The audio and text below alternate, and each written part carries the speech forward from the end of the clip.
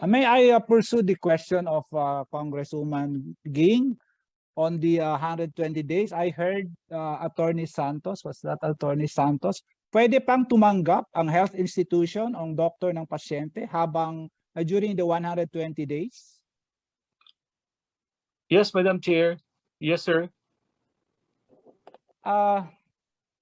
Attorney Santos, sino naman ang pasyente na pupunta sa isang ospital or pupunta sa doktor na alam niya na mayroon 120 days na may TSPC? Madam Chair, sir, Go ahead, Attorney Ed. I don't know the answer to that question, Madam Chair. I'm sorry, Madam Chair. Madam Chair, if a patient, kunyari ako, pasyente, alam ko yung isang hospital or yung isang doktor ay ni-issuehan siya ng temporary suspension of payment of claims. Of course, umaasa ako sa PhilHealth. In fact, sometimes mga doktor or mga doktor, sometimes wini-waive na natin ang mga professional fee natin, yung PhilHealth na lang ang aasahan natin for the professional fee. So, ang isang pasyente na umaasa sa PhilHealth, alam niya na na-issuehan siya ng temporary TSPC. Of course, hindi ako pupunta sa hospital na yon or hindi ako pupunta sa doktor na yon. That's my point, Madam Chair. And isn't it kung 120 days, in fact, maabot pa ng 210 days ang maximum. And then you're saying na hindi penalty. Pero sa isang doktor or sa isang health institution, 7-month suspension of payment from PhilHealth. Ang laking bagay, large percentage of operation cost ay manggagaling sa payment from PhilHealth. So I think yung PhilHealth to some health institution or to some doctors, that's the lifeline or the lifeblood of the institution. So mamamatay na rin yung hospital or hindi na mabubuhay yung isang healthcare provider kung nasuspend na ng 7-month na walang payment from PhilHealth, Madam Chair. So my point, Madam Chair, can we ask from PhilHealth kung pwedeng i-reconsider yung 120 days or yung 100 or 200 or maximum of 210 days to maybe shorten it to a more reasonable and more humane sanction? Because ayaw niyong tawagan na penalty. Anyone from PhilHealth? Madam Chair, if I may, Attorney Santos, Madam Chair. Madam Chair, Attorney Santos, Yes, Madam. please proceed, yes.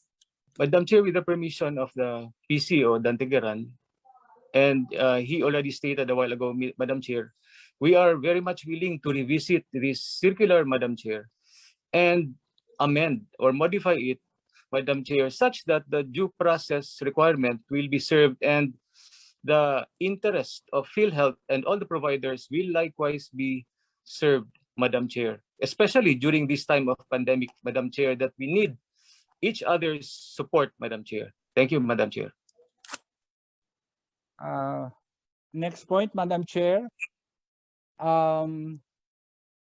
Almora was mentioned in his opening statement that the circular is not so much the content of the circular, but the timing on the release of the circular.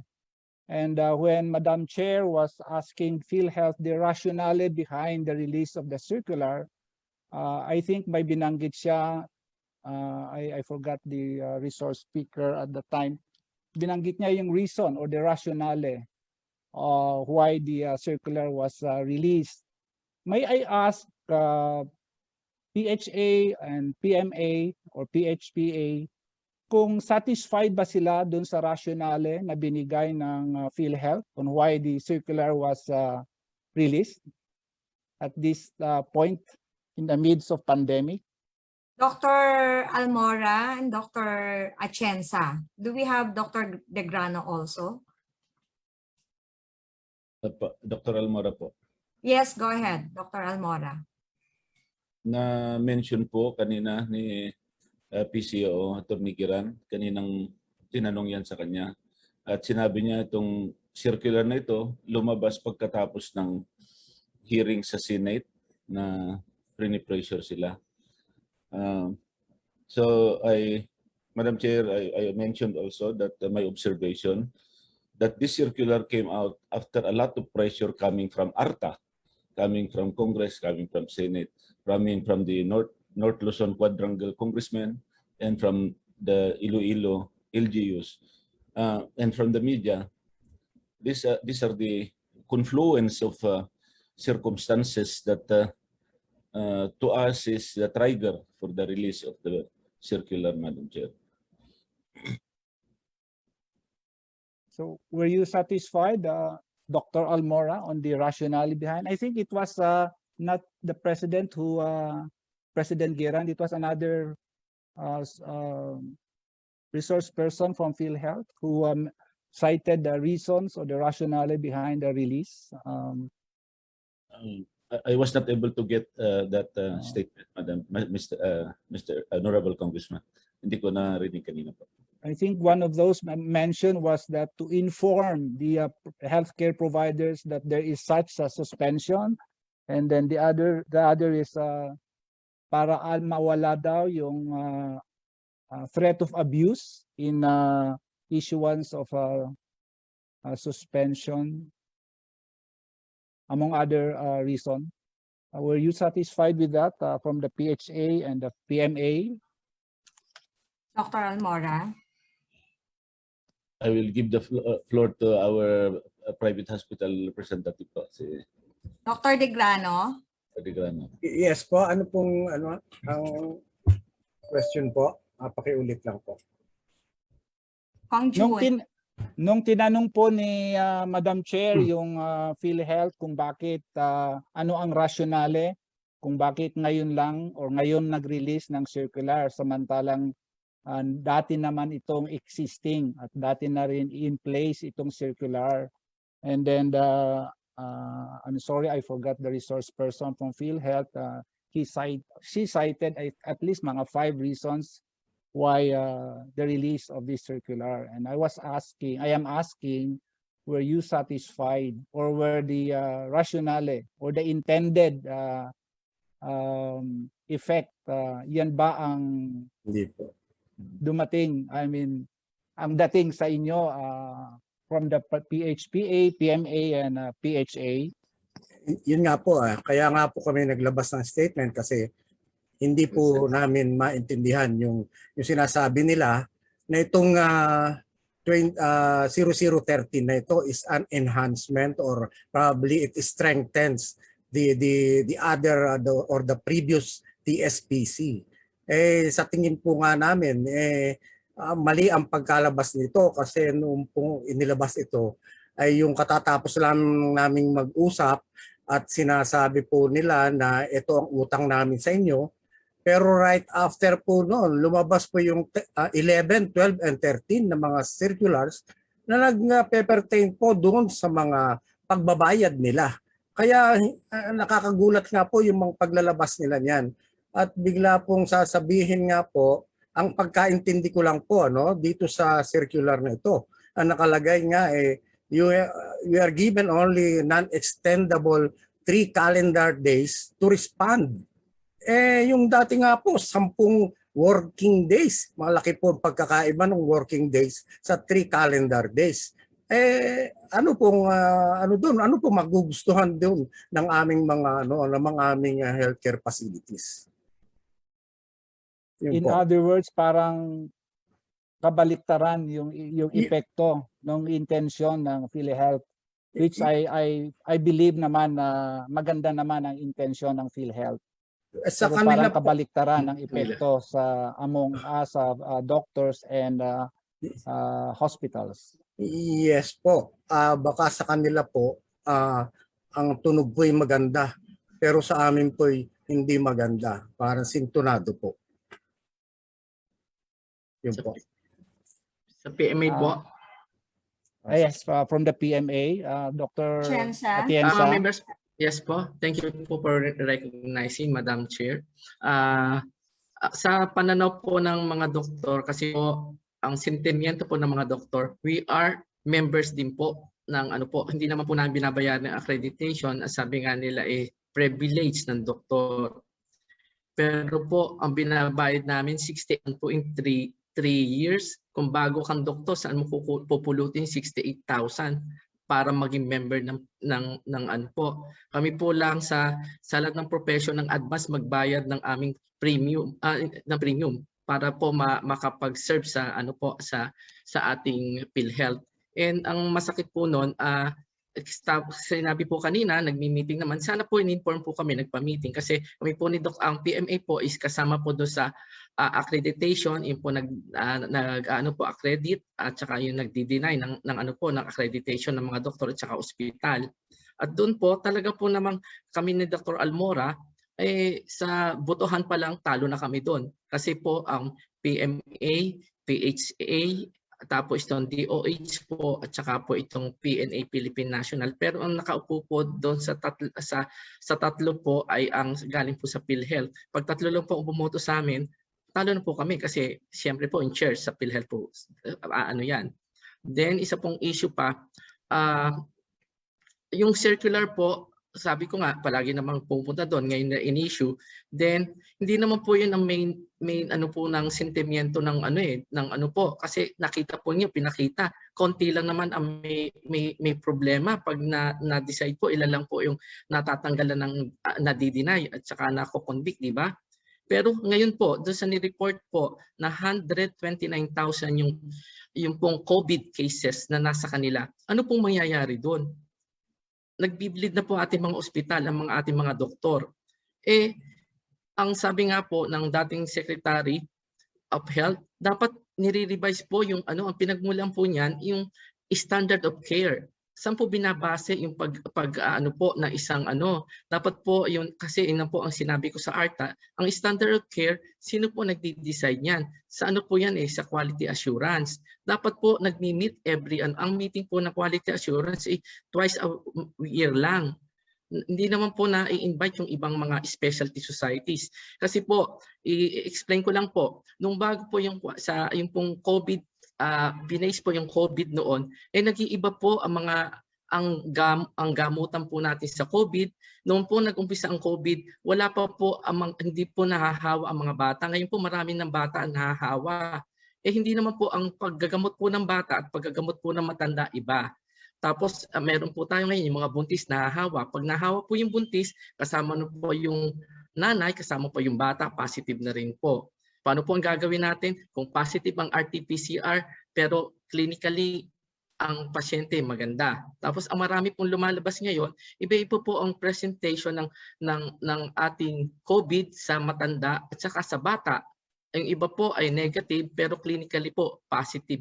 Yung management gagamitin mo po siya ng Kaya dapat po ang alamin natin kung sino po yung nag-check. Kasi sinabi na po ni Dr. Almora kanina, sino ba nag-check ng ating po? Hindi naman po sila clinicians. Iba po yung mga clinicians. Ang po ba natin, lawyer, clinicians yan? Okay, thank Ayun you. po inaano namin every meeting po. Yeah, Dr. Atienza, thank you. I have to cut you kasi yung time natin, we have session pa. I understand kanina, nasabi rin ni President Geran na wala din silang enough na doctors, no, or experts like clinicians to check on or reviewing the charts or filed claims of different hospitals. So at least na clarify naman niya yon. There's a need, no, of more doctors na sana yung with experience on clinicals, no, clinical experience. Kong Jun, are you through with your question? Because I need to call again Kong Ging Swansing. Last point, Madam Chair. Ang concern ko lang dito sa sigalot na ito ay the effect on the healthcare providers, doctors who are overly burdened already with the pandemic. So sana po, Madam Chair, mag-usap ulit yung stakeholders dito, the PMA, the PHPA and PHA, and the PhilHealth. And I'm very sure mariresolve naman ito. The PMA, the stakeholders are made of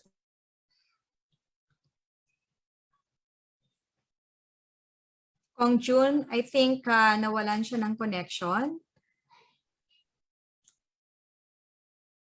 I'm sorry, nawala si Kong Jun. I'd like, with the indulgence of our members, I'd like to call on again Kong Ging Swansing to amend her motion earlier. Kong Ging? Honorable General Constitution para naman ma-focus natin ang Sorry, attention Kong sa Jun. ano.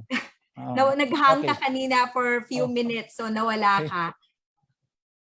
So yun nga, I hope that this will be resolved amicably and the results will be down to the benefit of everybody para naman hindi naman masira ang healthcare service, healthcare mawala yung moral ng mga healthcare workers natin. Nasa ngayon ay kailangan sa gitna ng pandemya. Marami pong salamat, Madam Chair.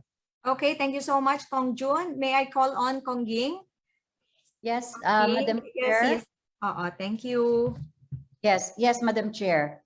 I would like to withdraw my earlier motion and instead, I move that the committee strongly urge the PhilHealth to review and possibly suspend the circular number 2021-0013 without prejudice to any legislative remedy or measure that may be filed by this honorable committee. I so move, Madam Chair. I second the motion. I Madam second Chair. that motion. Second. Thank you. There's a motion to withdraw the earlier motion of Kong Ging and instead move that the committees urge PhilHealth to review and possibly suspend the circular without prejudice to any legislative remedy or measure that may be filed by this committee, the Committee on Health. Duly seconded. Is there any objection? Hearing none, then the motion is approved. Thank you so much, Kong Ging. Good luck on your plenary sponsorship. Thank you. I would like to call on from the minority representative, Kaloy Zarate. Thank you, Madam Chair. Magandang hapon muli sa ating mga kasamahan at sa ating mga resource persons. Medyo mahaba-haba na rin ang ating talakayan dito, Madam Chair. No? At siguro mga ilang puntos na lang ang gusto kong maihapag dito sa ating komite. Una, Madam Chair, itong usapin ng mga fraudulent claims ay talagang hindi na bago. No? At as presented by PhilHealth, itong bagong circular ngayon is, ang intention nila ay para makorek daw ang mga ilang kahinaan ng mga previous circulars, no, that were already issued by the PhilHealth. So if we take it from them, their intention is good, no? But apparently, Madam Chair, this resolution, just like the previous resolution that we tackled in this committee in the past week, no, pertaining to resolution number, what is that? On the payment of COVID claims, no? Na nagkaroon din ng problema. Resolution number 2009 and resolution 2021-08, no? Nagkaroon din ng problema. 7 months after it was passed by the board, doon pa lang nagkaroon ng resolution. So okay, I will continue now. So just like that resolution, Madam Chair, this resolution that is at issue now is like shooting a shotgun from the hip. No? That instead of doing good, it did more harm, especially to our people, no? Yung ating mga healthcare workers and most especially sa mga pasyente, no? Na lalo-lalo na ngayon sa panahon ng pandemya ng COVID, no? And as I have stated a while ago, Madam Chair, itong problema ng fraudulent claims ay napakatagal na talagang problema at ping-pong na lang ito, no? Nagpiping-pong between PhilHealth and the healthcare providers, no? Yung mga ospital. At the crux of this problem, Madam Chair, I think, is the problem of failing really from PhilHealth, no? The failure of PhilHealth to really prosecute those who are involved in this fraudulent claims, no? Sabi nila malaking problema ito, pero talagang sa napakaraming pagdinig na natin dito sa Kongreso, meron talagang mafia, no, na involved dito, and the system within PhilHealth was so designed, these fraudulent claims was so designed na parang embedded na dyan sa PhilHealth, and unless hindi natin ito ma-cauterize, maalis, ay talagang pabalik-balik, no? And ang maaapektuhan nito, Madam Chair, ay ang ating mga miyembro ng PhilHealth, no? And even the ating mga healthcare workers, especially in this time of pandemic. Now, may I inquire from PhilHealth, no? Kanina, they cannot even answer ilan talaga yung lawyers nila, no, sa buong PhilHealth, no? Exact figures that will prosecute all these mga nagko-commit ng fraud, no? So as it is now, that's my first question lang, kasi nabanggit na yung nasagot na yung ibang mga tanong ko. Ilan yung mga kaso ngayon, especially criminal cases, not only administrative cases, pending in court, and how many were already decided, and ilan yung convicted, or ilan yung still ongoing, no? Dahil pag ganito ng ganito, Madam Chair, next year meron na namang bagong circular. And I agree, no? Doon sa nabanggit kanina ng ating mga kasamahan, kahit na magandang intention ng PhilHealth, ng management, ng board, if there is lack of consultation, no? Kasi pwede naman talaga nilang pinatawag muna ang mga stakeholders at ipinesenta itong posibleng amendments or susog doon sa previous na circular, but they did not do that, no? So yun yung una kong mga tanong, Madam Chair, no, yung mga cases, in particular yung mga cases that they prosecute, no, involving fraud, no? Kasi, and this is my final point, pag halimbawa yung mahaba nating investigasyon, Madam Chair, sa IRM, no, yung interim reimbursement mechanism, lumalabas dito sa ating mga pagdinig, maraming problema. In fact, possibly attended with fraud also. But PhilHealth, ang statement ng PhilHealth, okay na yon, wala nang problema because it's fully liquidated. Only to find out from the COA report that there is still at least more than 700 million na unliquidated. So it's not true that it's already fully liquidated, no? And liquidation is not synonymous with it is already legally expended, no? Na walang fraud doon. Kasi sa pagdinig na ginawa ng ito ng komite, ng House, and even in the Senate, there are budgets of fraud na lumalabas na dapat inimbestigahan at inireport sa atin ano ang nangyari doon. Hindi nasasabihin na lang, Madam Chair, na fully liquidated na the issue is closed. So again, we will be hounded by this kind of banggaan ng PhilHealth and the healthcare providers for as long as nagpapaiwan andyan yung problema natin na meron talagang mafia engaged in fraudulent claims, especially inside PhilHealth, in cahoots with unscrupulous, hindi ko nila lahat, pero hindi naman din natin inaamin. Hindi natin sinasabi na walang mga unscrupulous healthcare providers, Madam Chair. So may we get a reply from PhilHealth, Madam Chair? President Giran, Attorney. Thank you, Madam Chair, and to my kababayan from Davao, Congressman Sarate. When I came up to this point in time, there are now 15 or 16 cases that were filed by jointly, meaning joint effort by NBI and PhilHealth against fraud, no, involving hospitals, officials, and even some were PhilHealth officers, no, in Davao, Davao del Norte, in Cebu, in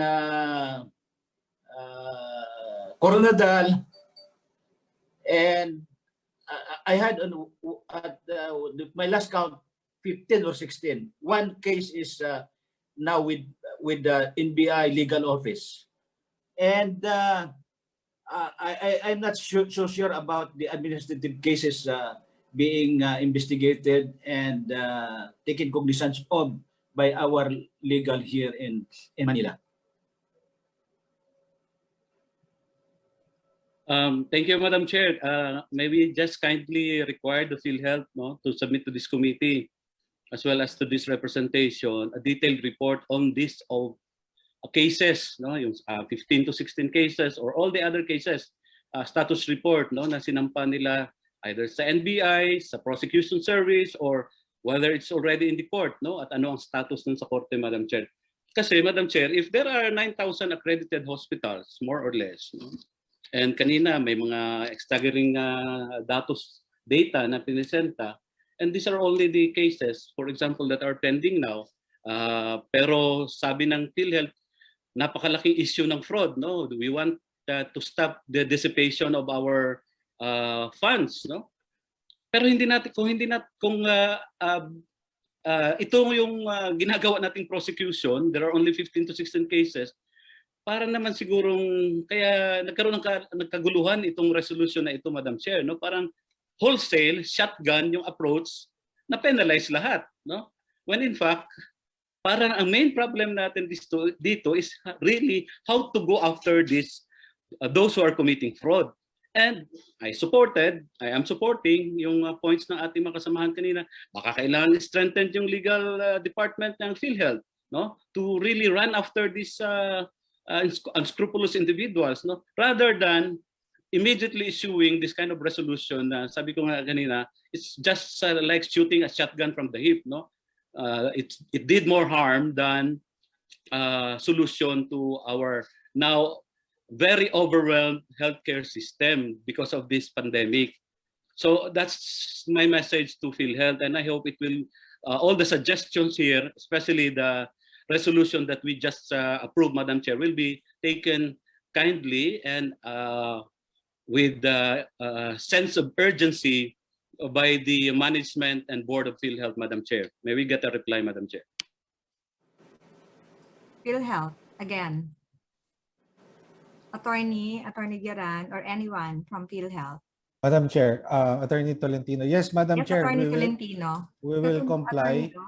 We will comply with the directive to provide this honorable committee and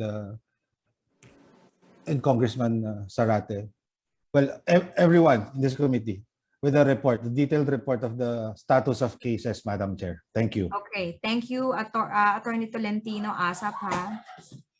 Okay, so thank you, Madam Chair. My last point lang, really, just like in the previous resolution that we tackled here, kung nagkaroon lang ng talagang consultation sa lahat ng mga stakeholders, especially healthcare workers, providers, even representatives from the public, possibly these things can be avoided, and mas nabigyan ng solusyon kaagad yung pangunahing problema ang kinakaharap natin ngayon, itong battling this pandemic, and this crisis aggravated by this pandemic. Thank you, Madam Chair, and again, magandang hapon ho sa ating lahat. Thank you, Kong Kaloy. See you later, ha? Mag-interpolate ka daw sa akin. Yes, Madam Chair. Okay, thank you po. We'll now have Deputy Speaker BHD. Thank you, Madam Chair. Okay, please proceed. Yeah, thank you, Madam Chair. Meron lang po akong konting mga katanungan. Like, I'd like to know, meron akong nakitang circular, memorandum number, ano ba ito, 818 dash, hold on I'll just look, sorry.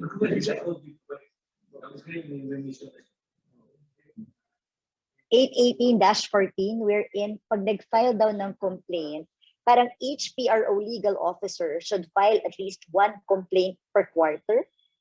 Is this still active, itong memo na to? PhilHealth? Anyone from PhilHealth? Madam Chair. Yes po, sir. Attorney. To the question of Madam Herrera, yung sinabi po na mag-file ng one case every quarter, narinig ko po yan sa hearing dati sa IRM. At that time when I was not yet Madam Chair, TPC o PhilHealth. Pero sa ngayon, there is no such thing like that. So, tinanggal niyo na po ba itong memo na to? Nag-issue po kayo ng suspension of this memorandum circular?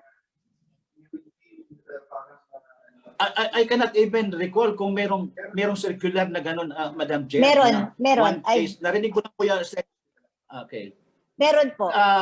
Wala po akong inisyu na wala po akong inisyu na circular about that matter, whether tanggalin or dagdagan, but my instruction halos every meeting po executive is we will pursue our anti-fraud measures. Mag-imbestiga tayo. Yun po ang direction ko po, Madam Chair. Madam Herrera. Baka Madam Chair makasagot yung mga dating nandiyan sa legal department kasi sila ang nag-issue ng memorandum na to. Siguro it's high time that it's recommended na tanggalin ang memorandum na to kasi parang may quota system sila. Parang every quarter kailangan mag-file ng complaint ang regional officer sa isang healthcare provider. Yeah. May we clarify from our PhilHealth officials, yung organic po siguro who has been in PhilHealth for a long time from legal sector. Attorney Barbado. Yes, Madam Chair. Yeah. Yes, regarding that memorandum, I think no one followed that memorandum, Madam Chair. And it is not So na-repeal na ba siya? It was not repealed, Madam Chair, but it is not, so far it's non-existent, Madam Chair, because no one is following it.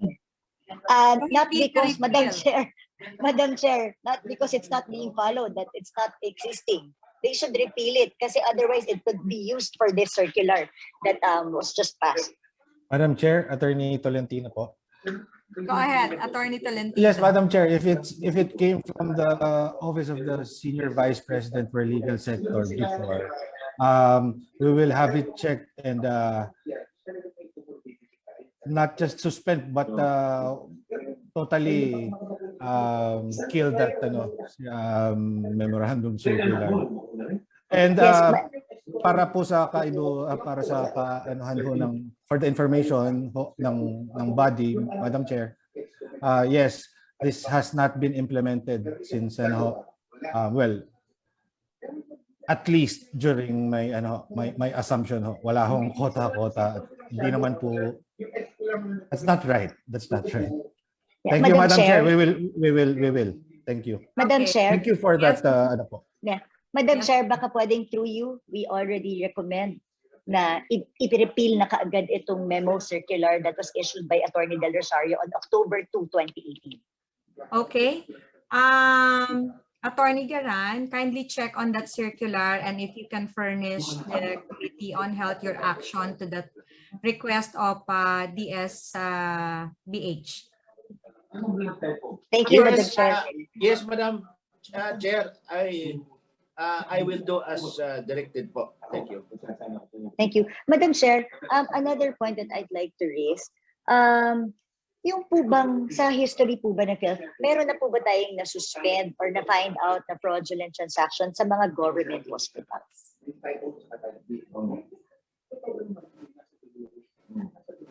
Anyone from PhilHealth? Meron na daw po ba na-suspend from the government hospital? Dr. Almora, do you have any information about that? May data po kayo, Dr. Almora? Wala po, pero there is one government hospital that has a case in the accreditation committee. Okay. But which I fought for the for the accreditation, re-granting of the accreditation, and Okay. So, Okay. with that, Madam Chair, ang question ko, so anong percentage? So, ibig sabihin, kung sa government hospital, iisa lang, majority ay para sa private. Kumbaga, puro private ang inyong nasususpend or na-flag for fraudulent transactions. Is that correct? From PhilHealth, Attorney Garan. or from legal sector? Attorney Tolentino, Attorney Barbado. Yes, Madam Chair, I would like to request Attorney Barbado being the head of the fact-finding department. Attorney Barbado. Yes, Madam Chair. Madam Chair, may I ask the question again, Madam Chair? Sorry. Tinatanong through you, Madam Chair. So my question is, kung isa lang yung sinasabi niya sa government hospitals, ibig sabihin majority of all those that you flagged for fraudulent transactions are private hospitals only? That is correct, Madam Chair. Most of the hospitals that we flagged for fraudulent activities came from private sector, Madam Chair. Why is that, Madam Chair?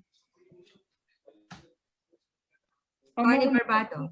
Yes, Madam Chair. Most of the cases that we filed against government hospitals were committed or are categorized as non-fraud, Madam Chair. So ibig sabihin, then we prepared the circulars halos specifically for the private hospitals only. Kasi kung through history, wala tayong nakikita sa government hospitals na may problema, ibig sabihin when you do this circular, ang target nyo private hospitals. Tama po ba yun? Not actually, Madam Chair. Actually,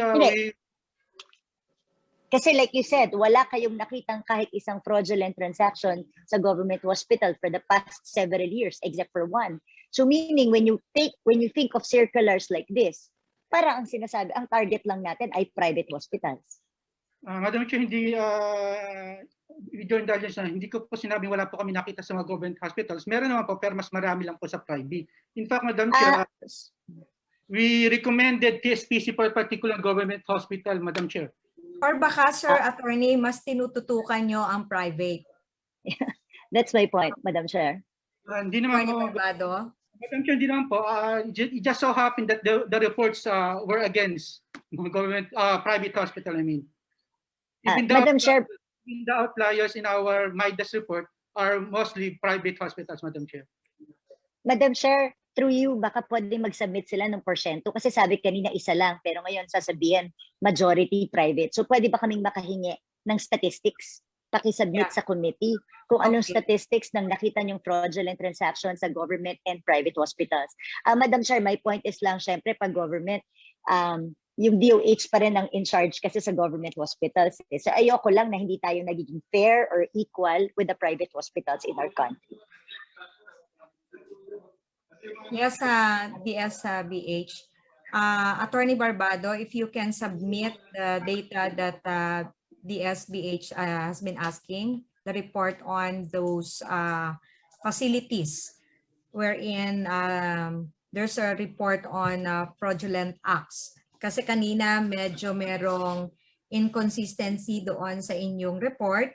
Ang report ni Doktora Shirley is 20 facilities, I think. And then, kanina na-mention ni Attorney Barbado, you mentioned 30 naman yung facility. So, ano ba yung tama? May I manifest something, Madam Chair?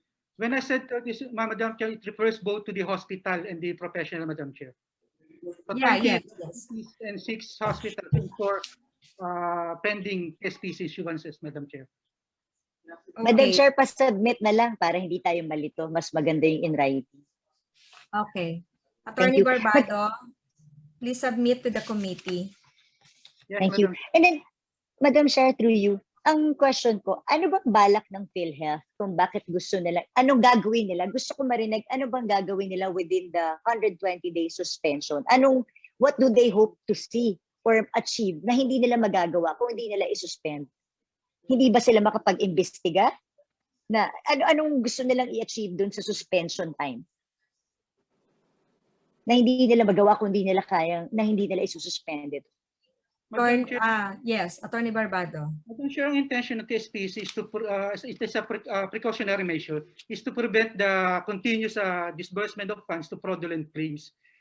Unlike the other investigation that we don't have any evidence yet of fraud.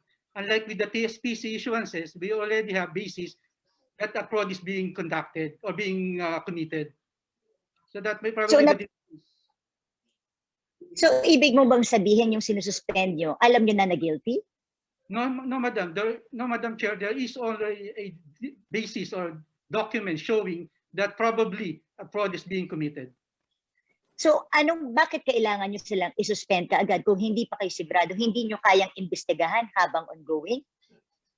As I said, Madam Chair, it is a precautionary measures because kung meron na po kaming ebidensya na bakit itong particular claims ay accrued from fraud, bakit pa po natin tutuluyang pagbigyan ng payment? So dapat i-hold po muna natin ito to validate. Through you, Madam Chair, baliktarin ko. Paano kung napatunayan na hindi naman pala fraudulent transaction, tas hinold nyo ang payment nila ng 120 days? Ano sa tingin nyo ang repercussion yan sa isang ospital na kailangan ngayong pandemya? Madam Chair, not necessarily naman po aabot siya sa 120 days because the investigation can be concluded in 1 week, Madam Chair. So if we find no evidence of fraud during that 1 week investigation, we can recommend the lifting of the TSPC, Madam Chair. If that is the case, then why would you need a circular? Kung kaya nyo naman pala mag-imbestiga ng isang linggo, ba't hindi nyo na lang gawin yun? I don't see the point. Bakit kailangan nyo ipalabas yung circular kung kaya nyo naman mag-imbestiga pala ng isang linggo? Just an example, Madam Chair. Sabi ko lang po, Madam Chair. Well, that's my point. If you have a length of time of 6 months, you can take your time doing so.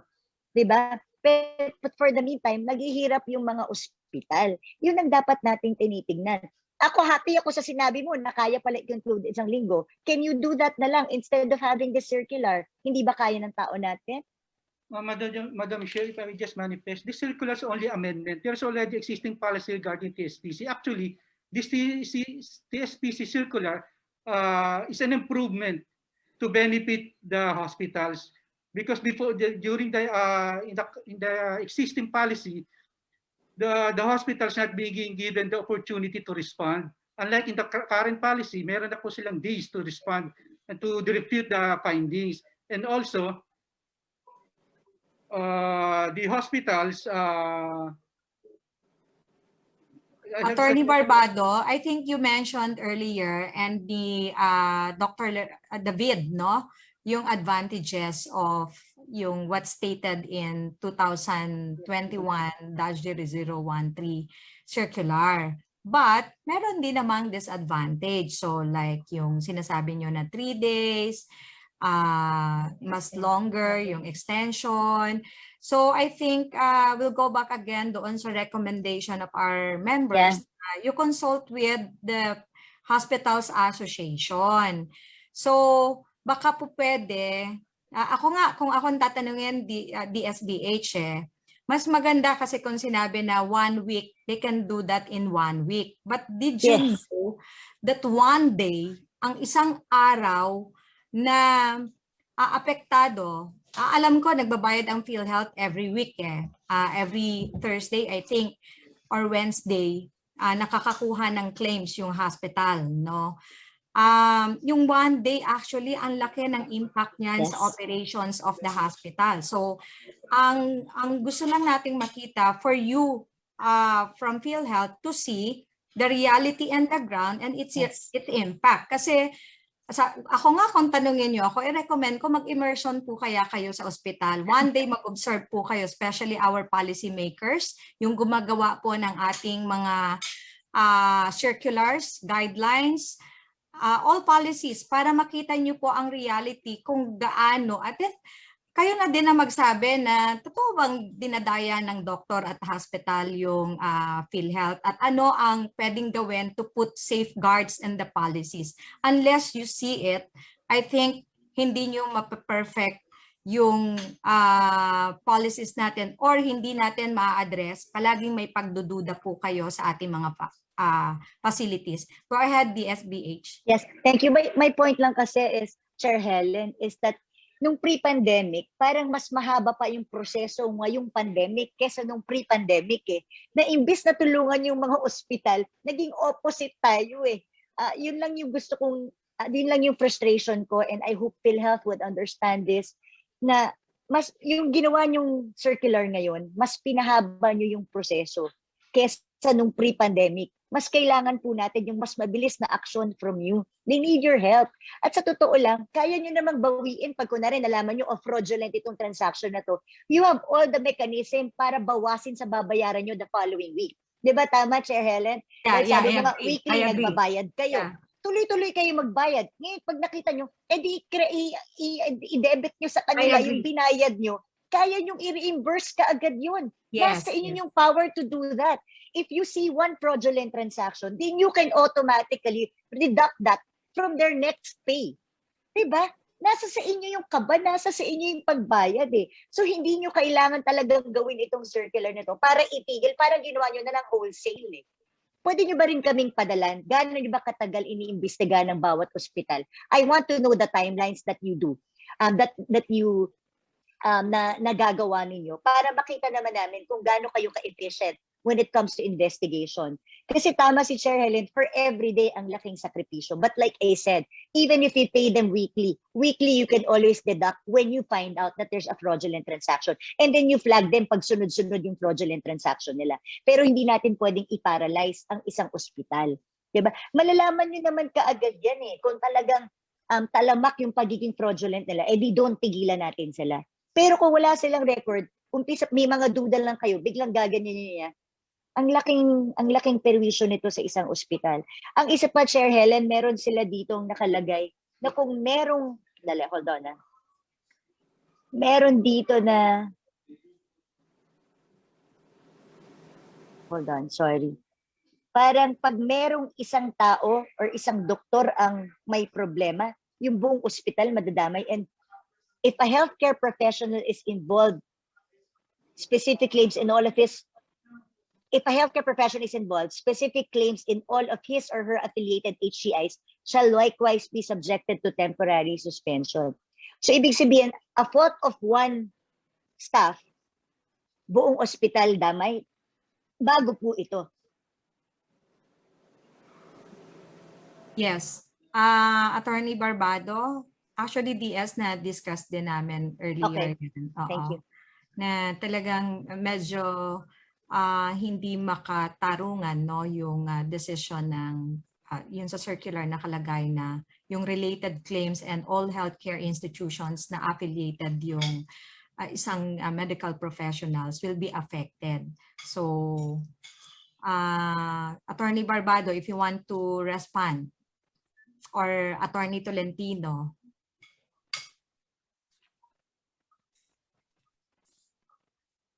Anyway, ma'am, since meron naman tayong Okay. recommendation sa kanila na i-suspend yan, meron lang akong gustong ikwentong scenario that I want to understand this. The other day, my staff was, gusto ko lang malaman ng PHILHEALTH ko anong situation on the ground eh. Yung staff ko nadala sa isang ospital na pribado. And then the whole time, ginagamot siya, COVID positive siya, ginagamot siya for pneumonia. Kasi syempre, nagka-complication siya ng pneumonia and all that. Kaya lang, after niya i-treat ng matagal, pneumonia, nung in-x-ray siya, hindi lumabas dun sa x-ray niya na may pneumonia siya due to COVID. Pero COVID positive siya. So nung gusto na niyang lumabas, syempre hindi ngayon siya maklaim as COVID dun sa ano. So hindi mabawas. So nagwawala syempre yung pasyente dahil hindi nila ma-charge sa PhilHealth, 'di ba? Kasi natatakot yung ospital na mapa-flag sila as upcasing of something. How do you resolve these things? Kasi syempre tinitreat, yes. Kindly wrap up ha, kasi we Yeah, have members pa who wish to ask questions. So, sige. Anyway, so last yun lang yung question gusto kong maintindihan. Sana maintindihan din namin at para maintindihan din ng mga pasyente na pumupunta. Dahil syempre when they're COVID positive and then they have implications, iniisip nila, hindi sila matatakot sa gastos kasi mababawas ng PhilHealth. Pero pag ganyan na, dahil mahigpit na nga si PhilHealth, hindi na tuloy natutulungan yung pasyente.